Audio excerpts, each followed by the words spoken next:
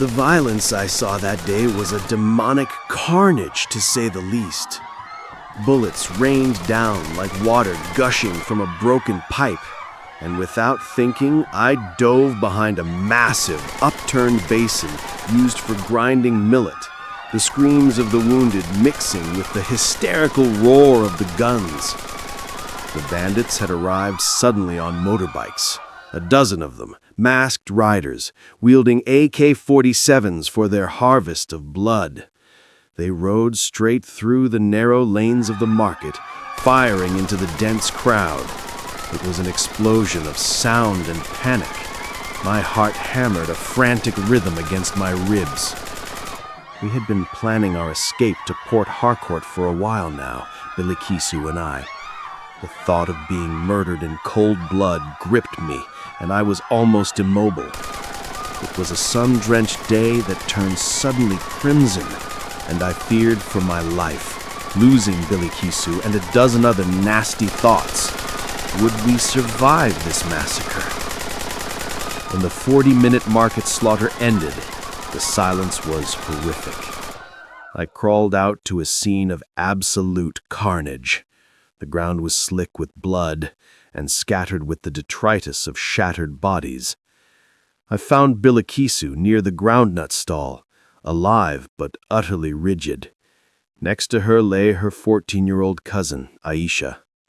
A single bullet had struck Aisha in the head. The impact had exploded the back of her skull, coating Bilikisu's face and clothes in a spray of blood and gray matter. Aisha's bright red hijab was now soaked to a uniform, sickening black. I remembered the prophecy the man of God, Pastor Chris, gave before the last presidential election in Nigeria. He said there will be persecution of Christians in Nigeria. Maybe I should have taken heed to divine words of Pastor Chris and moved to another country. For me, the immediate loss was Papa John, the elderly Christian tailor. He wasn't killed instantly. The bandits shot him in the leg for his silver cross necklace, and then, while he pleaded, one of them took a rusty machete and began to methodically chop off his feet, turning the dusty patch beneath his stall into a red pond. He bled out slowly while the bandits sped away. When the government later declared it a clash over grazing rights, we knew the rot was deep. Bilikisu wept into my shoulder that night. She wept for the sheer, pointless butchery. That night, our escape plan became a solemn vow. But we were a joke, a tragedy waiting to happen. I was Aminu, a Christian from the small, tight-knit cluster of believers just beyond the town's dusty marketplace. Bilikisu was the daughter of Alhaji Danjuma, a man whose piety was as thick as the concrete walls around his home. In our corner of northern Nigeria, our love was forbidden and an act of war. We met at the borehole behind the mosque. I had come to fetch water from Mama. She had come to escape the sermons that told her a woman's place was 3 paces behind a man. The queue was long, the sun brutal. When the plastic jerrycan slipped from my grip and rolled toward her feet, she stooped, picked it up, and smiled like sunrise. "Careful, infidel," she teased in perfect English. "Allah punishes clumsiness."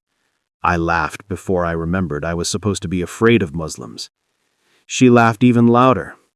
The smell of her skin was a mix of shea butter, dust from the dry harmattan wind, and the faint sweet scent of local frankincense she burned in her family compound. I fell even more in love with her the night she told me she was secretly studying the Bible. And perhaps that moment of shared forbidden faith was the exact moment we signed our joint death warrant. We started meeting at dusk in the abandoned railway shed. She brought groundnut cake wrapped in old newspaper, and we shared the most beautiful moments. She wanted to know why my God forgave. I wanted to know why hers demanded blood. We argued, we kissed, and began to plan our escape to Port Harcourt in the southern part of Nigeria.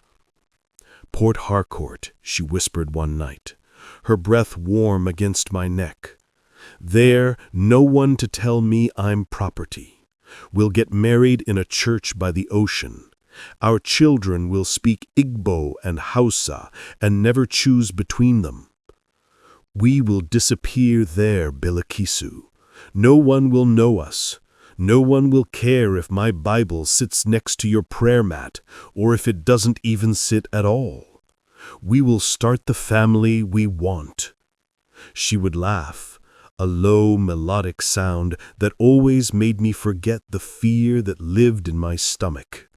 She was beautiful, the kind of beauty that men forget their holy books.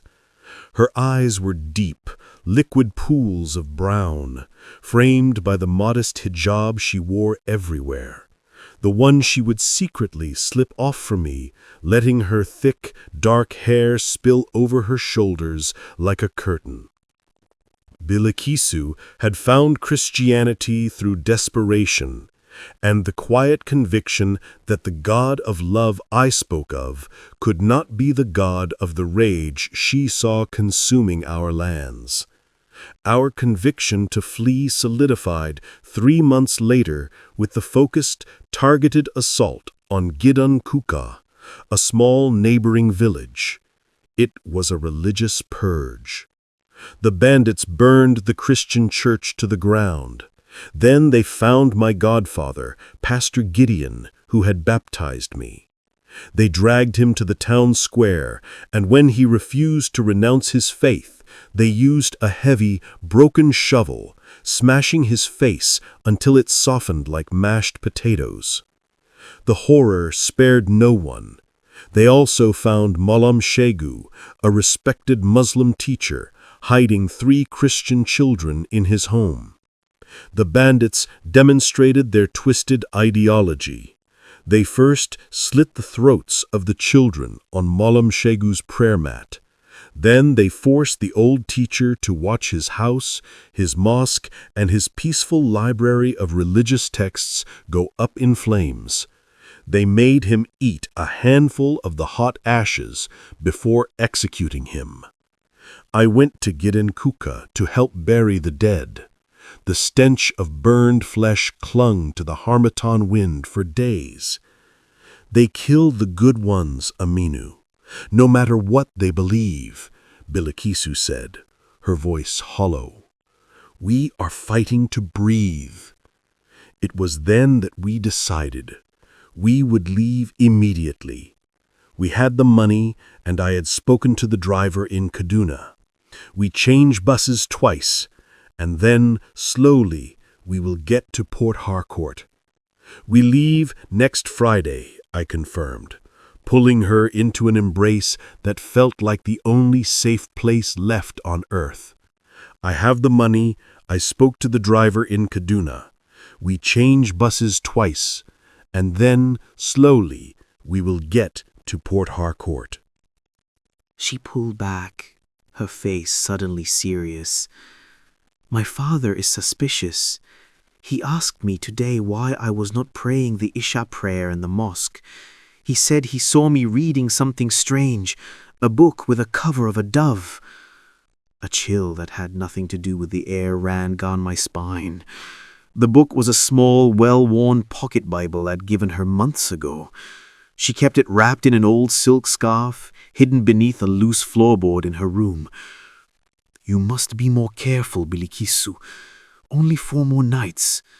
Promise me you won't take risks." She kissed me then, fiercely, desperately, as if drinking water after a long march. "I promise, Aminu." We parted under the new moon, walking in opposite directions. I remember turning back and watching her shadow melt into the deepening gloom of the road leading to her father's walls, feeling a surge of fear so potent it tasted like iron. I should have turned back. I should have grabbed her and run right then. I should have dragged her away from the secret garden into the dangerous unknown. But I went home, and I slept, dreaming of the humid air of the south. Then, suddenly, 2 nights before our planned escape, the bandits invaded our community again. It was the ringing of a single shattered bell that woke me. No, it wasn't the mosque's call to prayer, but a hideous, discordant clang, followed instantly by the sound of gunfire.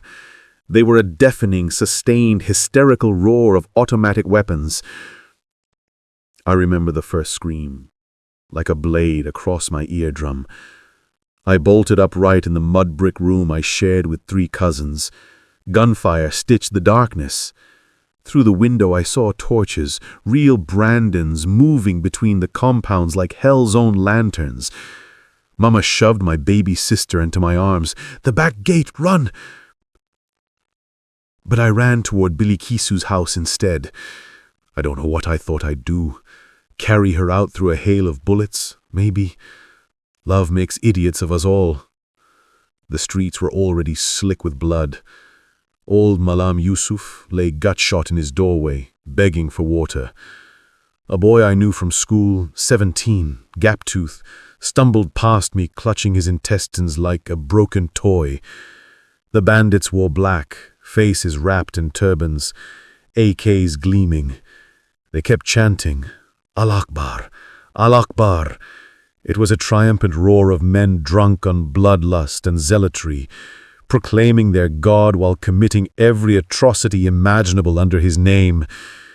They moved in practice squads, kicking in doors, dragging families into the square. I found Billy Kisu's compound by the light of her burning roof. Her father was on his knees reciting Surah al-Fatiha, while a machete sawed at his neck. Her mother, sweet, quiet Hajia, lay sprawled beside the grinding stone, her warper hiked up, thighs bruised red. They had taken their time with her. Billy Kisu fought in the doorway. I saw the glint of the kitchen knife in her hand, saw her slash one bandit across the cheek. He laughed, backhanded her so hard she flew into the wall. Then the leader, the one with the red beret, pinned her down. I was 20 meters away, hidden behind the neem tree, and I did nothing. My legs had turned to water. He raped her right there in the dirt while his men cheered. When he finished, he drove the bayonet into her belly, once, twice, 6 times, twisting each thrust like he was plucking an unripe orange. She looked straight at me as the light left her eyes. I swear she did. Her lips moved. "I love you." The screams on the chants intensified from the main street. I knew I had seconds. My survival instinct took over my grief. I had nothing left to save here. I ran. I ran past the burning homes, past the mounds of slaughtered bodies, more than 300 lives extinguished in one night, past the children, women, and the elderly. Remembering the words of the man of God, Pastor Chris, that there is no defense when you turn your back to run. But I thought again that wisdom is profitable to direct. I ran until the sound of the chanting faded into the sound of my own ragged, desperate breathing, until the smoke in the sky was just a smudge on the horizon, and the terror in my soul was the only companion I had left. We had heard the rumors weeks ago, the whispers in the market that the soldiers had been warned, that intel was solid, an attack of this magnitude was imminent. But here we were, sheep in a slaughter, hoping for salvation, but it never came.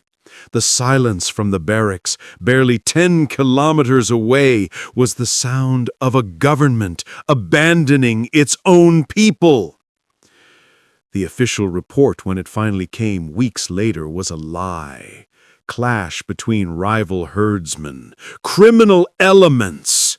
No one said anything about the loud chants of Allahu Akbar echoing in the massacre that was planned, funded, and, most damningly, permitted. I walked for 3 days, sleeping under bridges and hiding in abandoned dry riverbeds, driven by the sole purpose of putting as much distance as possible between myself and the ghost of Billy Kisu. I finally hitched a ride on a fuel truck heading south, crossing state borders, listening to the radio and the hushed conversations in the market squares, trying to make sense of the senselessness. My loss was so absolute, it turned into a quest for clarity. Who paid for the bullets? Who ordered the army to stand down? Who benefited from the piles of Christian and Muslim bodies left to rot on the savannah? The first theory was the simplest, the most palatable to my rage: foreign Islamic terrorist groups. The bandits were not cattle rustlers, but highly trained militias armed with advanced weaponry, and their hatred had a distinct religious flavor. They were the local foot soldiers of a global jihad, receiving millions of dollars from shadowy figures in the Middle East, eager to establish a fundamentalist caliphate across the Sahel. The chanting, the selective targeting of Christian communities, it all pointed to a holy war. But then I heard the second, more insidious theory in a crowded motor park in Abuja, whispered between two former soldiers. They spoke of the American hand. They claimed the U.S., under the guise of counter-terrorism aid, was secretly fueling the conflicts. The argument was cynical. A stable, unified Nigeria was a competitor. A destabilized Nigeria, perpetually on the brink of civil war, was easier to manipulate, exploit, and control for strategic gains. They were arming militias, both Christian and Muslim, turning the country into a testing ground and a compliant client state. The idea that Billy Kisu's death was merely a footnote in a geopolitical strategy to destabilize developing nations was a corrosive venom in my soul. If the Americans were responsible for the chaos, how could they possibly be the cure? The third theory, however, was the one that felt the most plausible, the most Nigerian in its corrupt horror: the collusion of the elite with the Chinese miners. The northern regions were rich in gold, tin, and other precious minerals. I learned that illegal Chinese mining operations, desperate for unhindered access to these resources, were arming local militias, the very men who killed Billy Kisu. The militias, in turn, were used to sack entire communities, clearing the land of its rightful owners. The most damning part of the rumor was the involvement of top Nigerian politicians and army chiefs, men who were paid handsomely to look the other way, to supply intel on which communities were easy targets, and, crucially, to order the army to stay in its barracks, just as they did the night the sky fell. This theory turned my grief into a cold, focused fury.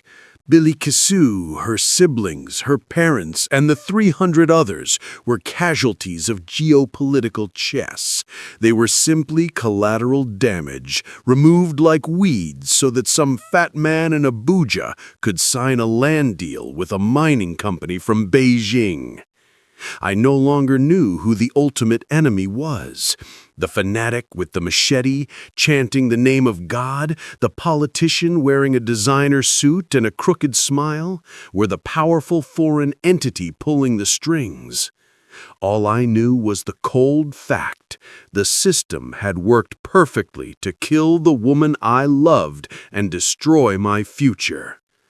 I finally made it to the south, not Port Harcourt, but a small fishing town on the coast of Bayelsa. The whispers of the north felt miles away, yet still clung to me like the smoke from the burning houses.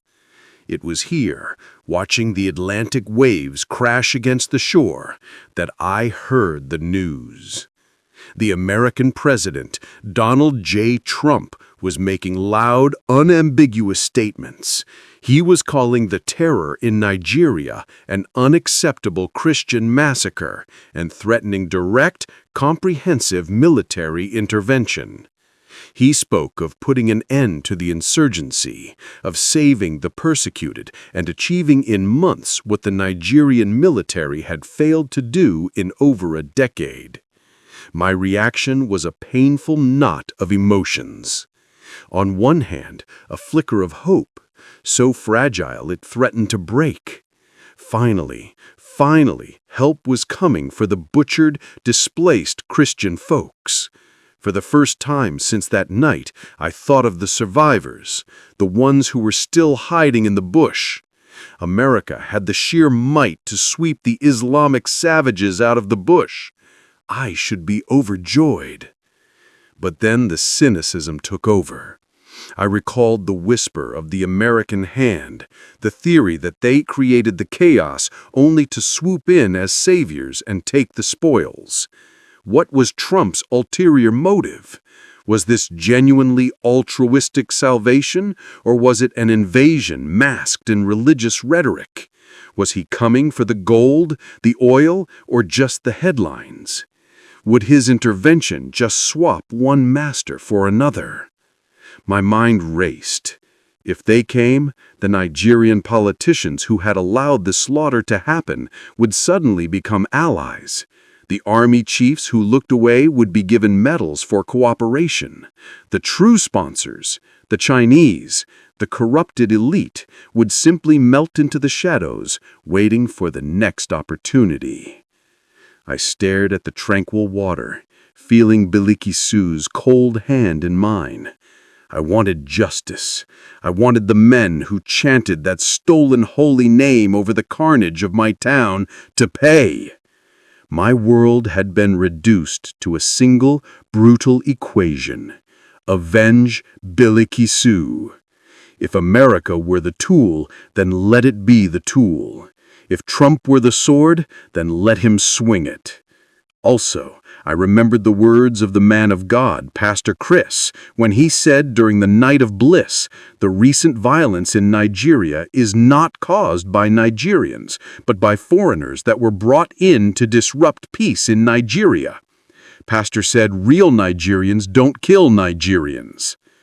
But I didn't care about their flags, their oil, or their politics. I only cared about the justice owed to the innocent dead. I looked up at the endless, indifferent sky of Nigeria. I pray to my God, and I wait for the thunder from across the sea. Because when and if Trump should invade, he must make sure he does not stop at just restoring order. He must make sure he avenges Biliki Sue by killing all the bloodthirsty Islamic savages that have infested the bushes in the north. He must clear them out, every single one of them, with the fury and finality I can only dream of.